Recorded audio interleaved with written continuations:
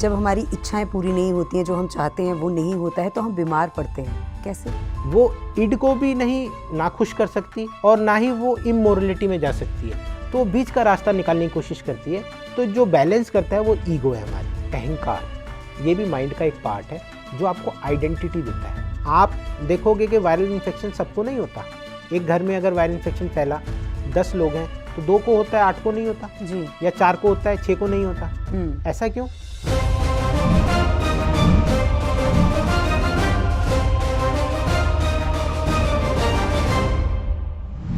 Hello and welcome to our show with us.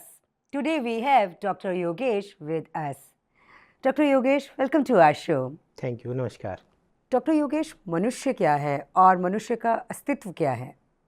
देखिए अनु जी, मनुष्य तो सिर्फ हमारी जाति को बोलेंगे। मैं मनुष्य के बजाय मैं जीव के बारे में बताना चाहूँगा। कोई भी अगर जीवित जीव है वो 2 चीज़ों के मिश्रण से बनता है, एक मटेरियल बॉडी, एक इममटेरियल बॉडी। जो मटेरियल बॉडी है वो पंचभूतों से मिलके बनती है। पंचभूत हैं अग्नि, जल, वायु, पृथ्वी, आकाश। ये पांचों का मिश्रण एक फिजिकल मटेरियल बॉडी बनाता है। पर एक मटेरियल बॉडी बिना किसी एनर्जी के, बिना किसी ऊर्जा के निर्जीव है। जैसे कि ये लकड़ी की टेबल, ये निर्जीव है। इसके अंदर जब तक एक ऊर्जा वास नहीं करेगी तब तक ये सजीव नहीं कहलाएगी। तो जीव का मतलब ही ये है कि एक मटेरियल बॉडी के अंदर एक एनर्जी का वास हो जाना। जो एनर्जी है वो हमारे कॉस्मोस से आती है। उस एनर्जी को हमारे सनातन धर्म में शिव बोला गया है, ठीक है। और जो पंचभूत से हमें मटेरियल बॉडी मिलती है उसको प्रकृति बोला गया है, यानी कि शक्ति। ये शिव और शक्ति का जो मिलन है ये जीव का उत्पन्न हुआ है। इस धरती पे हर जीव शिव और शक्ति के मिलन से ही पैदा हुआ है। और हमारे सनातन धर्म में जिसको शिवलिंग के रूप में पूजा जाता है। शिवलिंग भी एक शिव और शक्ति का मिलन है जिसको हम पूजते हैं। मटेरियल बॉडी के बारे में आपने बता दिया, आपने इन मटेरियल बॉडी की भी बात की थी, तो इन मटेरियल बॉडी क्या है? जैसे कि मैंने बताया कि इममटेरियल बॉडी एक ऐसी ऊर्जा है जो हमारे शरीर को चलाती है, जिसको आम भाषा में आत्मा कह सकते हैं। उस आत्मा के भी अपने कुछ शरीर होते हैं, कुछ कोश होते हैं, कुछ शीत होती हैं। जैसे कि आत्मा मतलब हो गया चेतना, मतलब अवेयरनेस। अब मैं यहाँ बैठा हूँ, मेरा शरीर अवेयर नहीं है आपके लिए, मेरी आत्मा अवेयर है कि आप मेरे सामने बैठे हैं, मैं आपसे बात कर रहा हूँ। मेरा शरीर बात नहीं कर रहा, मेरी आत्मा बात कर रही है। इस चेतना को, इस कॉन्शियसनेस को आत्मा कहते हैं। अब इसके 5 कोश होते हैं, इसकी 5 लेयर्स होती हैं। जो आउटर मोस्ट लेयर है वो होती है अन्नमय कोश। अन्नमय कोश डायरेक्टली कांटेक्ट में होती है हमारी फिजिकल बॉडी से थ्रू 5 सेंस ऑर्गन्स। जो भी हमारे आसपास चल रहा है, जो भी हो रहा है, वो हमारी आत्मा को पता कैसे चलता है, कैसे लेती है वो हमारी आत्मा? 5 senses, eyes, nose, taste, hearing और स्किन। ये 5 हमारे सेंसरी ऑर्गन्स हैं। आँख से हम देखते हैं, जो भी हमारे आसपास चल रहा है वो हमारी वाइटल फोर्स, जो हमारी आत्मा है, वो देखती है हमारी आँखों के द्वारा, सूंघती है नाक के द्वारा, टेस्ट लेती है टंग के द्वारा और सुनती है ईयर्स के द्वारा और महसूस करती है, वाइब्रेशंस भी महसूस करती है स्किन के द्वारा। ये 5 सेंस ऑर्गन, ये फर्स्ट जो हमारी अन्नमय कोश है वो फिजिकल बॉडी से कनेक्टेड होते हैं। सेकंड होता है हमारा प्राणमय कोश। प्राणमय कोश में हमारी जो एनर्जी है, जो हमारे शरीर को चला रही है, वो कोश होता है। इसको हम एनर्जी बॉडी भी बोलते हैं, एनर्जी शीथ भी बोलते हैं। फर्स्ट वाले को हम फूड शीथ बोल सकते हैं, सेकंड को एनर्जी शीथ बोलते हैं। थर्ड वन इज़ जो हमारा मनमय कोश है।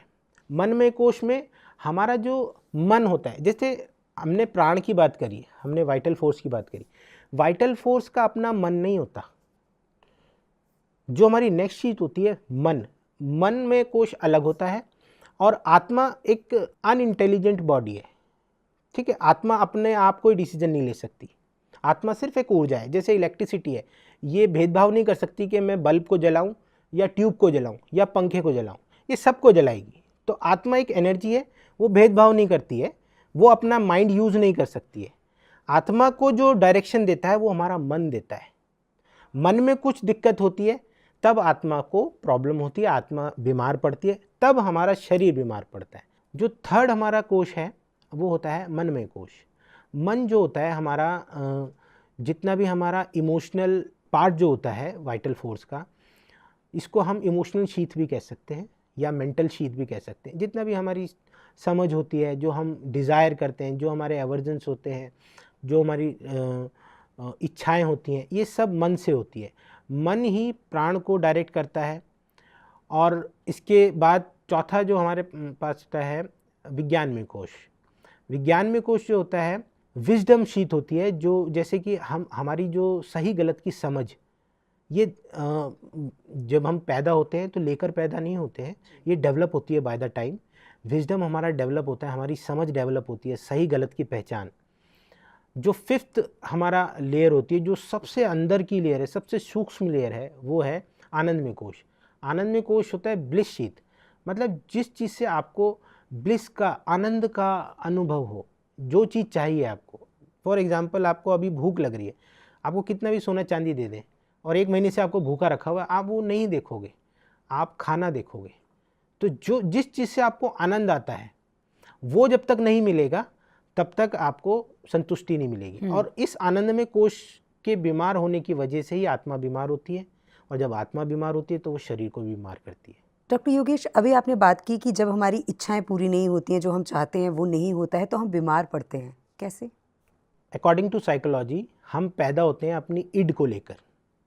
इड जो होती है वो हमें हमारी डिज़ायर्स, हमारी ड्राइव्स, हमारा जो एवर्जेंस है, वो सब डिसाइड करती है। उसके बाद धीरे धीरे हमारे अंदर डेवलप होती है सुपर ईगो। ठीक है, क्या सही है, क्या गलत है, मोरालिटीज़ डेवलप होती हैं। बच्चा जैसे जैसे बड़ा होता है उसके अंदर एक सुपर ईगो डेवलप होती है, जो उसको बताती है ये सही है, ये गलत है, जो वो जिद कर रहा है कि वो सही है मोरली कि गलत है। फिर हमारी डेवलप होती है एक ईगो, जो इन दोनों को बैलेंस करती है, बीच में बैलेंस करती है। वो इड को भी नहीं नाखुश कर सकती और ना ही वो इमोरलिटी में जा सकती है, तो बीच का रास्ता निकालने की कोशिश करती है। तो जो बैलेंस करता है वो ईगो है हमारी। और एक और थ्योरी है मास्लो थ्योरी ऑफ नीड्स। जैसा कि मैंने अभी बोला कि एक भूखे इंसान के सामने आप कुछ भी रख दो, कपड़े रख दो, गहने रख दो, पर वो खाना प्रेफरेंस करेगा। बिल्कुल। तो ऐसे ही मास्लो ने एक हायरार्की बनाई है, 5 हायरार्की है जो नीड ऑफ लाइफ है। उसमें सबसे बेसिक नीड ऑफ लाइफ जो है वो फिजियोलॉजिकल नीड है, जो कि है food, water, shelter, sleep, rest. अगर आपको ये चीज़ नहीं मिल रही है ना, तो आप दूसरी चीज़ के बारे में, दूसरी हायरार्की में कभी नहीं जाओगे। आप कभी, अगर आपको 1 महीने से भूखा रखा हुआ है, तो आप ये नहीं देखोगे मेरा माँ कौन है, मेरी बाप कौन है, मेरा भाई कौन है, मेरे रिलेशन क्या है, मेरी गाड़ी में ये है कि नहीं है, मेरे घर कितने हैं, ये सब नहीं देखोगे। पहले आप खाने को ढूंढोगे। तो ये जो फिजियोलॉजिकल नीड है, ये सब जीव में, सब एनिमल्स में एक जैसी होती है। कोई डॉग है, कोई शेर है, कोई भी है, ये सब एक फिजियोलॉजिकल नीड के लिए जीते हैं। इसके बाद आती है आपकी सेफ्टी। आपने कभी देखा होगा चींटियां अपना खाना इकट्ठा करती हैं कि अभी ख़राब मौसम आएगा तो हमें खाना मिल जाएगा। इसको बोलते हैं सेफ्टी। ये सेकंड हायरार्की हो गई सेफ्टी। इंसान भी, जब आपको खाना पीना सब फिजियोलॉजिकल नीड पूरी हो गई, उसके बाद आप सेफ्टी के बारे में सोचते हैं कि ये मुझे हमेशा मिलता रहे, मैं इतना जमा कर लूँ, मेरे पास इतना बैंक बैलेंस होना चाहिए, मेरे पास ये सारी चीज़ें होनी चाहिए ताकि मेरे को सिक्योरिटी रहे। ये सिक्योरिटी में आ गया। जब आपको सिक्योरिटी पूरी हो जाती है तब आप सोशल लाइफ में जाते हैं। जब तक आपके पास सिक्योरिटी नहीं है, आप सोशल नहीं देखते, आप फ्रेंड्स नहीं देखते, आप लव नहीं देखते, आप रिश्तेदारी नहीं देखते। जब आपकी ये नीड भी पूरी हो जाती है, उसके बाद आपकी एस्टीम शुरू होती है। एस्टीम मतलब आपके अंदर एक सेल्फ एस्टीम आ जाती है कि मेरे पास इतना, मेरा इतना ओहदा होना चाहिए, मेरी इतनी प्रेस्टीज होनी चाहिए। बेसिकली प्रेस्टीज, आप अपनी हैसियत को देखने लग जाते हैं। अब जैसे जैसे हायरार्की बढ़ रही है, जब एक नीड पूरी होती है तब दूसरे की ज़रूरत होती है। जब तक पिछली वाली नीड पूरी नहीं हुई ना, दूसरे के बारे में नहीं सोचता इंसान। तो अगर आपकी ये सारी नीड पूरी हो जाती है तब आपकी सेल्फ एक्चुअलाइजेशन की नीड आती है। सेल्फ एक्चुअलाइजेशन की नीड मतलब कि फिर आप अपने अंदर झांकने लगते हो कि मेरे अंदर ऐसी क्या क्रिएटिविटी है कि मैं अपने आप को दुनिया से अलग दिखाना चाहता हूँ। फॉर एग्ज़ाम्पल, जैसे मेरे को अब सेल्फ एक्चुअलाइजेशन की फीलिंग आती है कि मैं डॉक्टर हूँ, मुझे पेशेंटों को ठीक करना है, मुझे और मेहनत करनी है। ये सेल्फ एक्चुअलाइजेशन, जब ये सारी नीडें आपकी ख़त्म हो जाती है तो आप सेल्फ एक्चुअलाइजेशन की फेज़ में आ जाते हो, और आप जो आपका एग्जिस्टेंस का पर्पज़ है इस धरती पर, आप उसके प्रति जाते हो। तो ये बेसिक नीड्स हैं। अगर आपको फिजियोलॉजिकल नीड नहीं पूरी हो रही तो साइकोलॉजिकल नीड में नहीं जाओगे आप। पहले फिजियोलॉजिकल नीड पूरी होनी चाहिए। अगर मुझे खाना नहीं मिल रहा तो मैं क्रिएटिविटी के बारे में नहीं सोचूंगा। बिल्कुल। तो ये नीड्स है, अगर ये नीड पूरी नहीं होती तो हम बीमार होते हैं, और ये डायरेक्टली रिलेटेड है हमारे ब्लिस शीट से, जो अभी आपने पूछा। जब हमारा ब्लिस पूरा नहीं, तो अगर किसी इंसान को बहुत बड़ा एम्पायर खड़ा करना है और वो एम्पायर नहीं खड़ा कर पा रहा, तो वो कॉन्फ्लिक्ट में घिरा जाता है, वो बीमार होता रहेगा, उसकी जो प्राण शक्ति है वो बीमार होगी, फिर उसके अंदर शरीर में बीमारियां स्टार्ट हो जाएंगी। ये ऐसे बीमारी स्टार्ट होती है। पहले हमारा ब्लिस शीथ जो है सफ़र करती है, जो हमारी इच्छाएं हैं, जो हमारी नीड्स हैं लाइफ की, अगर वो पूरी नहीं होती है तब हम बीमार पड़ते हैं। बट डॉक्टर योगेश, कुछ लोग ऐसे भी होते हैं कि उनकी इच्छाएं पूरी होती रहती हैं, जैसे कि इंसान की इच्छाएं कभी ख़त्म नहीं होती हैं, बढ़ती रहती हैं बढ़ती रहती हैं। कुछ ऐसे होते हैं जब उनकी इच्छाएं पूरी नहीं होती हैं तो वो अपने आप को और स्ट्रांग बनाते हैं, लेकिन कुछ व्यक्ति ऐसे भी होते हैं कि छोटी सी भी इच्छा पूरी नहीं होती तो वो बीमार पड़ जाते हैं। तो अपनी बॉडी को किस तरह से हील करें, क्या करें, कुछ बताइए। देखिए अनु, हर व्यक्ति का अपना एक नज़रिया होता है देखने का हर सिचुएशन को। जैसे फॉर एग्ज़ाम्पल मैं अगर बोलूँ 5 लोगों के तरफ आपने बॉल फेंकी, ठीक है, अब ज़रूरी नहीं है पाँचों लोग एक तरीके से रिएक्ट करेंगे। एक हो सकता है उसको कैच कर ले, दूसरा हो सकता है उससे बच जाए, उसको कैच ना करे, उससे बच जाए, उसे लगे कि ये मेरे को मारने आ रही है। पहले वाले ने उसको कैच कर लिया, वो स्पोर्टिंगली उसने उसको लिया। तीसरा हो सकता है उसको समझ ही ना आए कि क्या हो रहा है और उसके लग जाए बॉल। चौथा हो सकता है कि वो अलग तरीके से रिएक्ट करे उस बॉल से। पांचवा हो सकता है पकड़ के आपकी तरफ ही मार दे, ठीक है। ये सबके अपने अपने नज़रिए होते हैं। ये जो परसेप्शन होता है ना, परसेप्शन, यही बीमार करता है। परसीव जो करते हैं, अभी मैंने आपको बताया ना, प्राण जो है वो कैसे कनेक्टेड है, अन्नमय कोश जो है कैसे कनेक्टेड है हमारा सेंसरी ऑर्गन्स की। वो परसेप्शन जो है ना, जो हम सेंस ले रहे हैं, हम कैसे परसीव कर रहे हैं चीज़ को। ये बॉटल को खाली देख रहे हैं या भरा देख रहे हैं, पानी उतना ही है पर हम उसको खाली देख रहे हैं या भरा देख रहे हैं, ये हमारा परसेप्शन है। ये परसेप्शन, ये डिल्यूज़न हमें बीमार करता है। हमारे पास अभी 2 लाख रुपए हैं, सफिशिएंट है 1 साल तक खाना खाने के लिए, पर हमें अभी भी वो कमी लग रही है, तो ये तो हमारा परसेप्शन है ना। तो हम उसके लिए और दौड़ेंगे और भागेंगे और कमाएंगे और कमाएंगे। किसी इंसान के लिए 2 लाख बहुत बड़ी चीज़ होती है, किसी इंसान के लिए 1 दिन का खर्च होता है। तो ये आपके परसेप्शन पे डिपेंड करता है कि आप उस सिचुएशन को कैसे लेते हैं। ऐसा नहीं है कि हर सिचुएशन हर इंसान के लिए एक जैसी होती है। इसलिए कुछ लोग उन परिस्थितियों से उभर जाते हैं, कुछ लोग नहीं उभर पाते। ये आपके परसेप्शन पे डिपेंड करता है, आपने उसको भ्रम कितना गहराई में लिया। जैसे किसी की फैक्ट्री में आग लगी है, अब अलग अलग इंसान अलग अलग तरीके से रिएक्ट करेगा। अब एक इंसान तो उसको ऐसे ले सकता है कि मैं दोबारा से बिजनेस खड़ा कर दूंगा, कोई बात नहीं, आग लग गई तो। एक मैनिपुलेटिवली लेगा, मैंने तो इंश्योरेंस करा रखा है, पैसा मिलेगा दोबारा खड़ी कर दूंगा। एक शॉक में जा सकता है, हार्ट अटैक आ सकता है। अलग अलग तरीके से अलग अलग इंसान रिएक्ट करते हैं। सिचुएशन सेम रहती है, लेकिन उनके परसेप्शन पे डिपेंड करता है ये कि हम कैसे परसीव कर रहे हैं। डॉक्टर योगेश, बहुत बार लोग कहते हैं कि अपनी मन की सुनो। मन है क्या, और एक्चुअल में मन किसे कहते हैं, दिल को या फिर दिमाग को? अनु, मन जो है ना, एक इनविजिबल फैकल्टी है हमारे माइंड की, ठीक है। अब ब्रेन तो एक हार्डवेयर हो गया, उसको चलाने के लिए एक सॉफ्टवेयर भी चाहिए, तो माइंड समझो सॉफ्टवेयर है। अब सॉफ्टवेयर के 4 पार्ट होते हैं, 4 फंक्शन है। पहला मन जो है हमारा सेंसरी पार्ट है माइंड का जो सेंसरी पार्ट है। जैसे कि अभी मैंने बताया था ना आपको कि 5 हमारी सेंसेस होती हैं जी, जो हमें बाहर के एनवायरनमेंट से कनेक्ट करती हैं। तो जो मन है वो सेंसरी पार्ट है। जितनी भी इंद्रियां हमारी हैं, ज्ञानेंद्रियां बोलते हैं इनको, जो ज्ञान देती हैं, जो नॉलेज देती हैं बाहर के, उसको ज्ञानेंद्रियां बोलते हैं। जब हम नॉलेज ले लेते हैं, उसको प्रोसेस करते हैं और फिर एक्ट करते हैं, इसको हम कर्मेंद्रियां बोलते हैं। तो कर्मेंद्रियां हाथ हो गया, पैर हो गया, जेनाइटल ऑर्गन्स हो गया, एक्सक्रीटरी ऑर्गन्स हो गया, और एक स्पीच जिससे मैं बात कर रहा हूँ आपको। सिर्फ 5 हमारे सेंसरी ऑर्गन होते हैं, 5 हमारे ऑर्गन ऑफ एक्शंस होते हैं जिसको कर्म इंद्रियां बोलते हैं, और 5 हो गए हमारे ज्ञान इंद्रियां। ये सारे मिलके हमारे मन का जो पहला सेंसरी पार्ट है वो बनाते हैं, वो फैकल्टी है।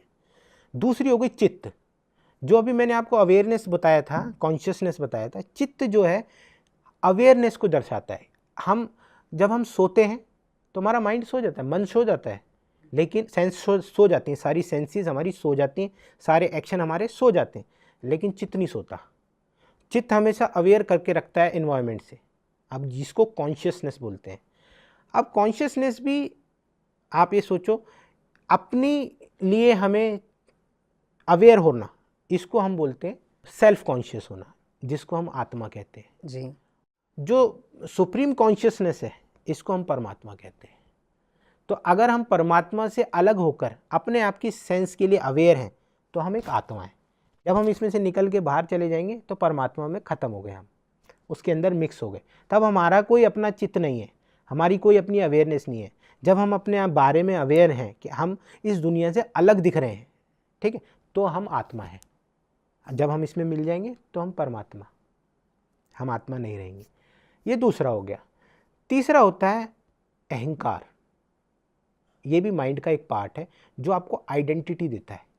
एक अहंकार जो होता है ना, आपको पहचान देता है। ये धीरे धीरे डेवलप होता है। ये जब पैदा होता है इंसान तब नहीं होता, ये धीरे धीरे अहंकार डेवलप होता है, ईगो डेवलप होती है, ठीक है। ये हमें एक आइडेंटिटी देता है, एक पहचान देता है। अवेयरनेस एक अलग चीज़ हो गई और एक पहचान अलग चीज़ हो गई। अब मैं डॉक्टर योगेश हूँ, ये मेरी पहचान है, ये मेरा अहंकार है। मैं एक डॉक्टर हूँ, ये मेरा अहंकार है, ये मेरी आइडेंटिटी है। चौथा पार्ट मन का होता है, माइंड का होता है बुद्धि, सही गलत की पहचान, विजडम, कि हम क्या कर रहे हैं, क्या हो रहा है हमारे साथ, उस सही गलत की पहचान जो है ना, जो डिसीजन मेकर जो होता है ना, माइंड का पार्ट, माइंड का जो चौथा पार्ट है वो डिसीजन मेकर होता है, बुद्धि। आपने मुझसे क्वेश्चन पूछा, अब मैं जो आंसर दे रहा हूँ ना, ये मेरा बुद्धि वाला जो पार्ट है ना मन का, वो करा रहा है। तो ऐसे मन की 4 फैकल्टीज होती हैं, 4 पार्ट होते हैं। आप कह लो कि सॉफ्टवेयर के 4 पार्ट हैं, ये पूरे टोटल को मिला के मन कहते हैं। मैं देखती हूँ कि कुछ लोग जो है कोई भी डिसीजन, चाहे छोटे से छोटा हो या फिर बड़े से बड़ा हो, चुटकियों में ले लेते हैं। और कुछ लोग सोचते हैं, समझते हैं, फिर डिसीजन लेते हैं।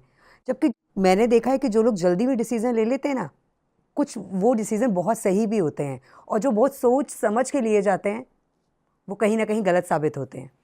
अनु देखिए, डिसीजन मेकिंग जो है ना, ये आपके विजडम पे डिपेंड करती है। अब आपने देखा होगा कि एक कंधे पे हमारे डेविल होता है, एक कंधे पे एंजल होता है, ये बताया जाता है। तो ये कहानी जो है, ये मन के 2 पार्ट हैं।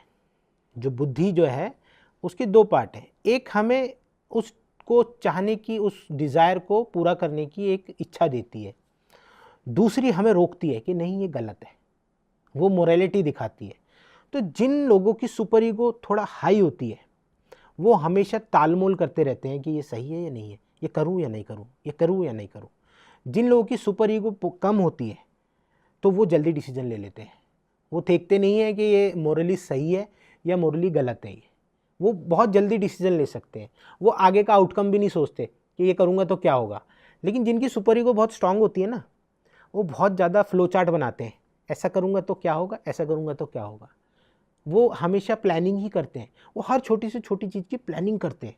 और जिनकी सुपर ईगो कम होती है वो बहुत जल्दी डिसाइड करते हैं। अब ईगो जो है हमें बैलेंस करती है इन दोनों को। ईगो जल्दी से डिसाइड कराती है कि मोरली भी सही होना चाहिए और आपकी इच्छा भी ख़त्म नहीं होनी चाहिए, तो बीच का एक रास्ता निकालो। जिनकी सुपर ईगो कम होती है ना, वो बहुत जल्दी ईगो की वजह से डिसीजन ले लेते हैं। जिनकी सुपर ईगो बहुत स्ट्रांग होती है ना, वो हमेशा सोचते ही रह जाते हैं, वो सही गलत ही सोचते रह जाते हैं कि ये सही है या गलत है, ये सही है या गलत है। तो ये इसकी वजह से कुछ लोग जल्दी डिसाइड कर लेते हैं, कुछ लोग देर से डिसाइड कर पाते हैं। डॉक्टर योगेश, आपने बताया था कि जब व्यक्ति की नीड्स पूरी नहीं होती हैं तो वो बीमार हो जाता है। तो किस तरह की बीमारियां उस व्यक्ति को घेर लेती हैं? कौन कौन सी बीमारियां होती हैं वो? अभी मैंने मास्लो थ्योरी बताई, मास्लो हायरार्की बताई। तो इसमें 5 लेवल पे हमारी नीड्स होती है। तो हर लेवल की नीड से अलग अलग टाइप की बीमारियां होती हैं।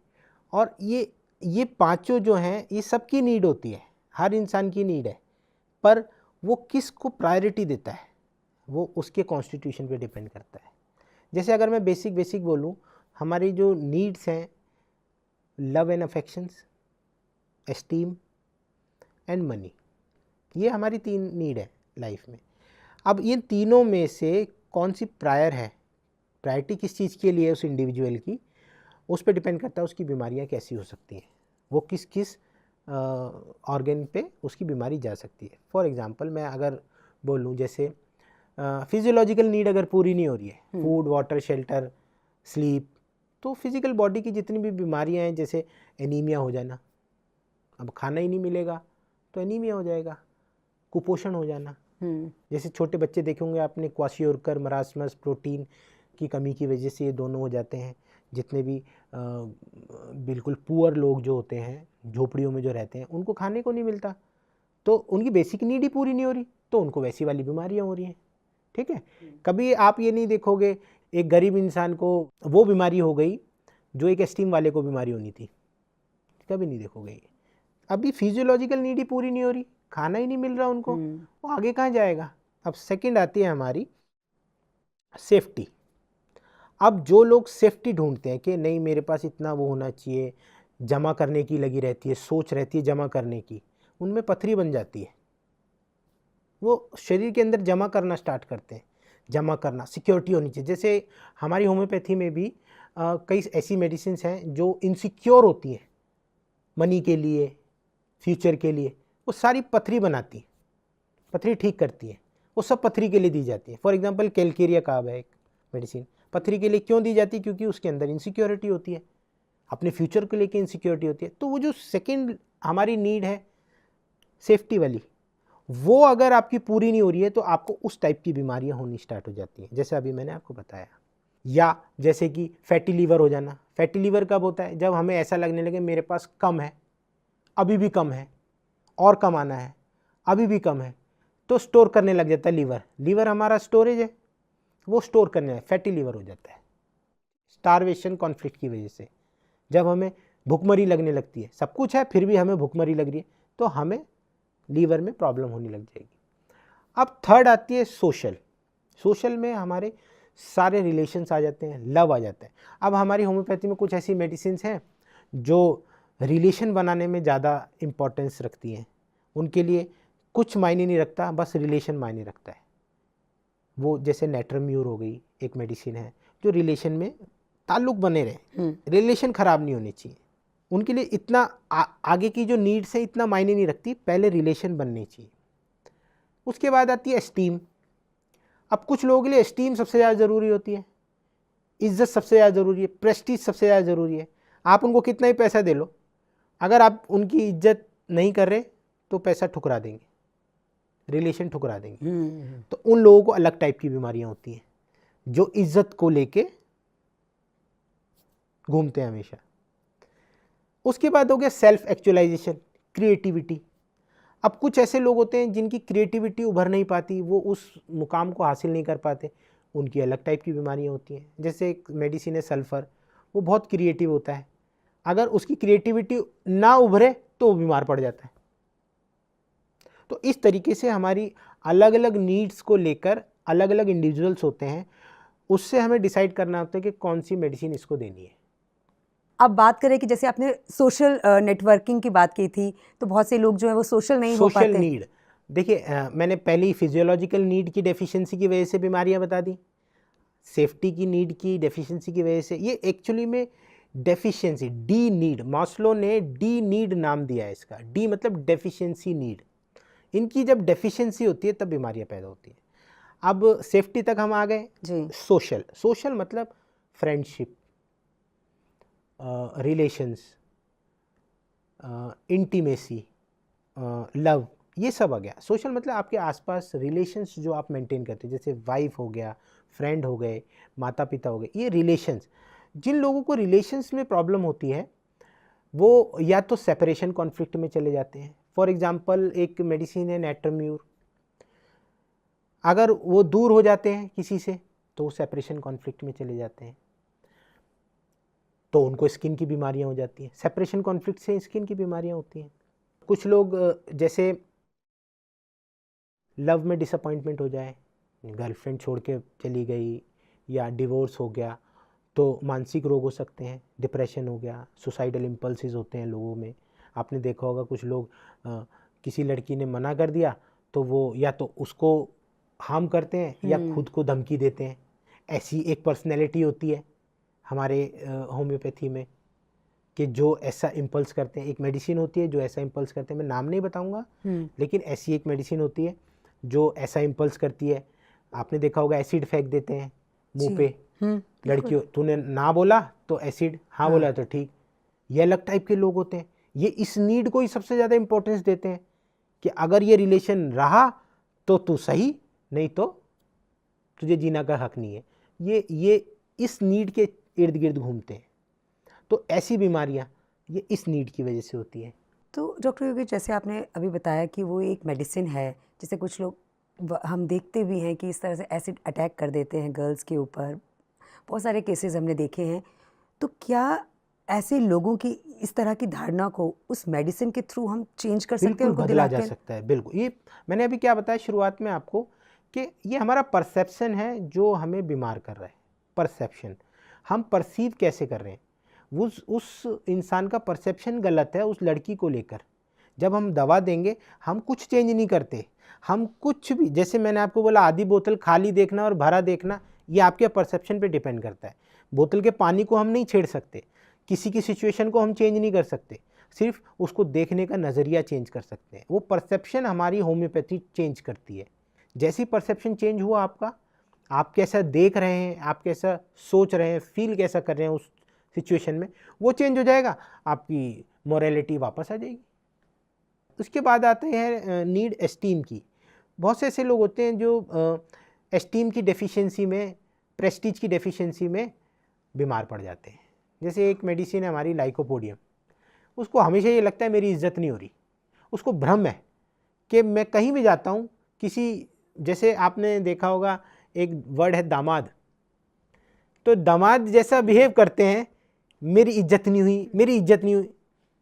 तो वैसे ही लाइकोपोडियम में एक पर्सनैलिटी होती है कि उसको हमेशा ये फील होता है मेरी इज्जत नहीं हुई यहाँ पर, तो एस्टीम के लिए ही जीते रहते हैं वो उनकी पूरी ज़िंदगी एस्टीम की नीड में ही निकल जाती है।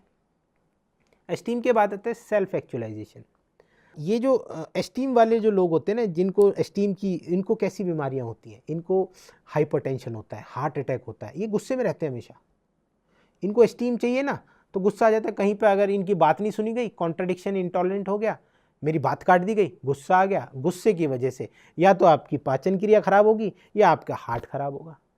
गुस्सा हमेशा दो जगह पर असर करता है, या तो हमारी जीआईटी पे या हमारे सर्कुलेटरी सिस्टम पे। या तो आपका बीपी बढ़ेगा या आपको एसिडिटी होगी। जब कभी गुस्सा आता है और हम दबा लें तो पेट में दर्द हो जाता है। क्यों हो जाता है? वो सप्रेस्ड एंगर की वजह से हो जाता है। एंगर को आपने सप्रेस किया, पेट में दर्द स्टार्ट। ऐसे ही हमारी होम्योपैथी में जितनी भी दवाइयाँ पेट दर्द के लिए दी जाती हैं, उनका कॉज ज़्यादातर सप्रेस्ड एंगर होता है। जैसे नक्सवामिका, कोलोसिन, स्टेफिसेग्री, ये सब पेट दर्द के लिए दी जाती हैं। वो क्यों होता है? क्योंकि वो अपने एंगर को सप्रेस करती हैं। अब एस्टीम जो है हमारी, आप कह लो लास्ट हमारी नीड है। उसके बाद एक सेल्फ एक्चुअलाइजेशन का फेज़ आता है, जब इंसान को अपना अस्तित्व समझ में आ जाता है। जैसे कि मेरा जीने का मकसद है देश की रक्षा करना, तो जो सोल्जर हैं वो सेल्फ एक्चुअलाइजेशन की फेज़ में, उन्हें कोई फ़र्क नहीं पड़ता खाना मिल रहा है नहीं मिल रहा, उन्हें कोई एस्टीम का फ़र्क नहीं पड़ता, कोई सोशल, उनके घर वाले बेचारे पीछे रह जाते हैं, मर जाते हैं, वो शहीद हो जाते हैं, घर वाले पीछे रह जाते हैं। तो ये ऐसे लोग जो होते हैं जो सेल्फ एक्चुअलाइजेशन की फेज़ में होते हैं, ये सिफिलिटिक होते हैं। इनको हमेशा सिफिलिटिक डिसीज़ होते हैं। सिफिलिटिक मतलब डिस्ट्रक्टिव।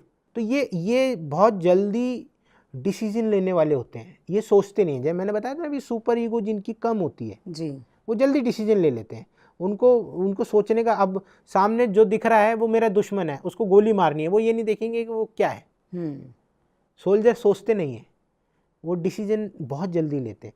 तो जब इंसान सेल्फ एक्चुअलाइजेशन की फेज़ में आ जाता है तो वो इन सब से ऊपर उठ जाता है, ये सारी नीड से ऊपर उठ जाता है। उसको अपना मकसद पता होता है, वो उसमें लगा रहता है। डॉक्टर योगेश, कुछ लोग ऐसे भी होते हैं कि आप उनकी थोड़ी सी तारीफ कर दीजिए, अगर उनकी जेब में 10 रुपये भी होंगे ना तो वो आपको दे देंगे।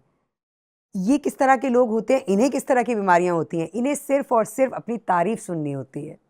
देखिए अनु, कुछ लोग होते हैं जो तारीफ के लिए कुछ भी कर देते हैं, ठीक है। उनकी लाइफ का जो मकसद होता है ना, वो अप्रेजल होता है कि उनकी कोई तारीफ कर दे। जैसे हमारी होम्योपैथी में एक मेडिसिन है सल्फ़र। सल्फ़र कुछ भी कर सकता है उसकी तारीफ़ के लिए, वो कितना भी मेहनत कर सकता है, कोई भी नई से नई चीज़ बना सकता है सिर्फ तारीफ़ के लिए। उसको सिर्फ तारीफ़ चाहिए। दान पुण्य भी कर देता है सिर्फ तारीफ़ के लिए। जैसा आपने बताया कुछ लोग ऐसे निकाल के, तो बड़े समाज सेवी होते हैं, समाज से कनेक्शन होता है इन लोगों का। तो ये अलग टाइप की पर्सनैलिटीज़ होती हैं। अच्छा, ये इन लोगों को किस टाइप की बीमारी होती है? अब मैं आपसे एक सवाल करता हूँ, ऐसे कौन से लोग होते हैं जो पैसा दे देते हैं, जो कभी किसी को ना नहीं बोल सकते, ना बोलना नहीं आता जिनको? बहुत से लोग होते हैं जो कहते हैं कि मुझे ना बोलने नहीं आता ना। हाँ। तो अगर आपको ना बोलना नहीं आता तो आप ऑटो इम्यूनिटी में जा रहे हो, आप तो अपने आप ना ही नुकसान कर रहे हो ना। आप किसी को ना नहीं बोल सकते, आप अपने बारे में नहीं सोच रहे। फिर एक ऐसी मेडिसिन है जो घर में खर्चा नहीं करती, बाहर खूब खर्चा कराती है, जैसे नक्सोमिका। घर वालों को नहीं देती पैसे, बाहर खर्च करके आती है खूब।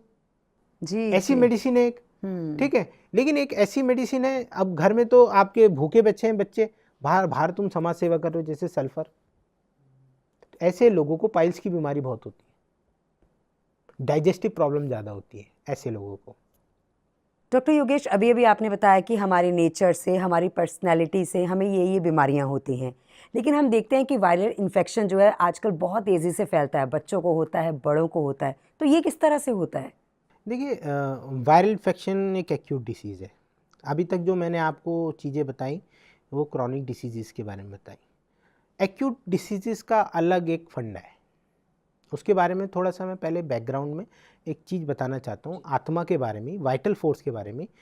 हमारे होम्योपैथी के अकॉर्डिंग वाइटल फोर्स के 3 फंक्शन है, 3 बेसिक फंक्शन है। सेंसेशन, जो मैंने आपको सेंसरी ऑर्गन्स के थ्रू बताया, फंक्शन जो मैंने कर्मेंद्रियों के हिसाब से बताया, और सेल्फ प्रिजर्वेशन। ये जो चित्त हमारा अवेयरनेस होता है, ये सेल्फ प्रिजर्वेशन है। हमारी आत्मा 3 तरीके से काम करती है। सबसे पहले एक सेंसेशन लेती है, फिर उसको मॉड्यूलेट करके, उसको प्रोसेस करके, फिर हम फंक्शन करते हैं कुछ भी, और एक और तीसरा है सेल्फ प्रिजर्वेशन। इस बिना वाइटल फोर्स के हम डेड हैं। ये तीनों फंक्शन नहीं हो सकते, ठीक है। ना हम सेंसेशन कर सकते, ना हम फंक्शन कर सकते, ना सेल्फ प्रिजर्वेशन कर सकते।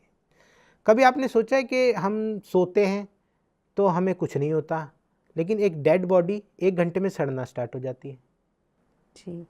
वो किसकी वजह से? आत्मा की वजह से, वो चित्त की वजह से। मैंने बोला था आपको कि हमारा जो अन्नमय कोश है वो तो सो जाता है, ठीक है, लेकिन हमारा चित्त नहीं सोता सोने के टाइम पे, ठीक है, वो हमेशा अवेयर रहता है।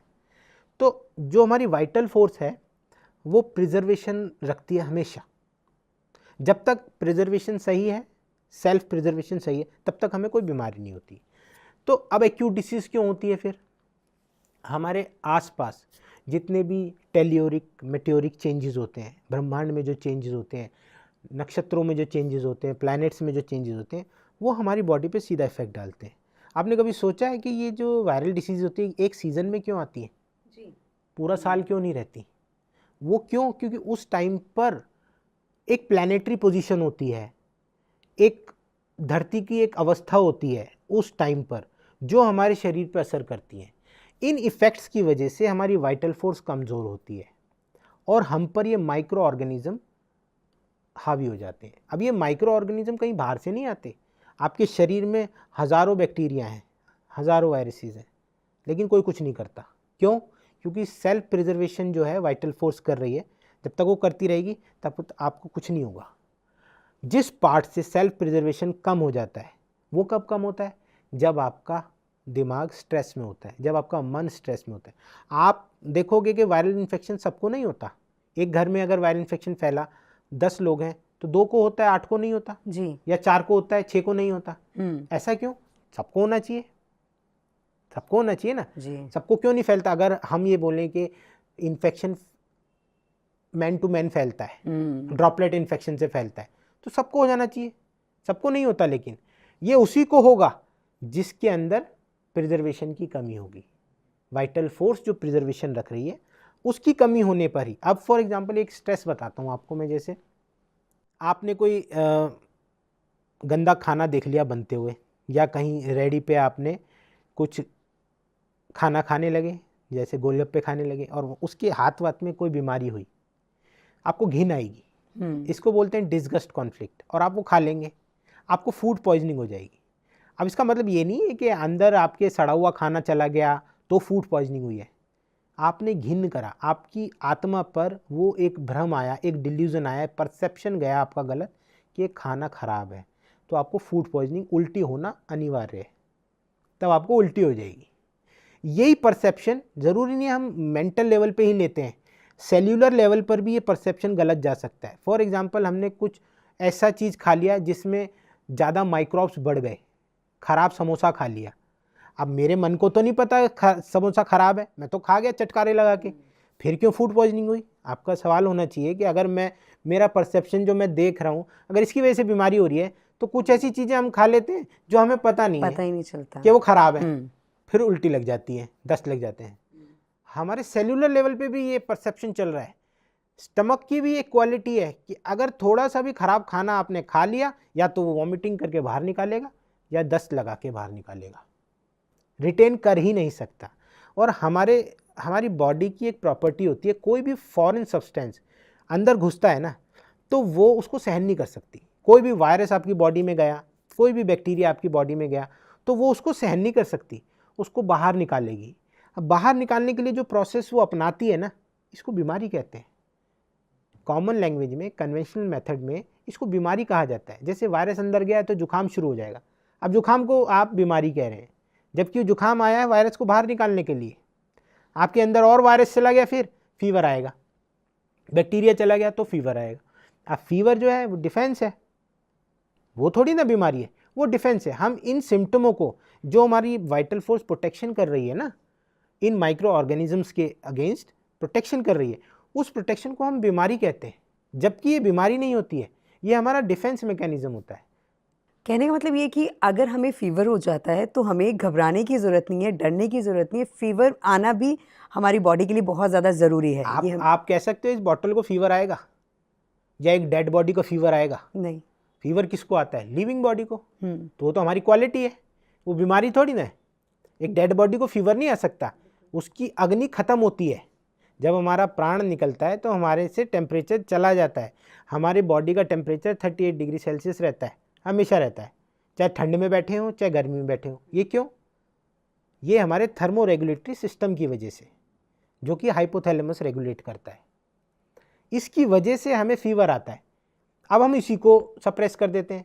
जैसे हमने पैरासीटामोल खाई तो जो वायरस लोड और जो बैक्टीरियल लोड है वो बढ़ने लगता है, वो अपनी कॉलोनी बढ़ाने लगते हैं, और ज़्यादा इन्फेक्शन हो जाता है। जो चीज़ 2 दिन में ठीक होनी है वो 20 दिन लगा लेती है।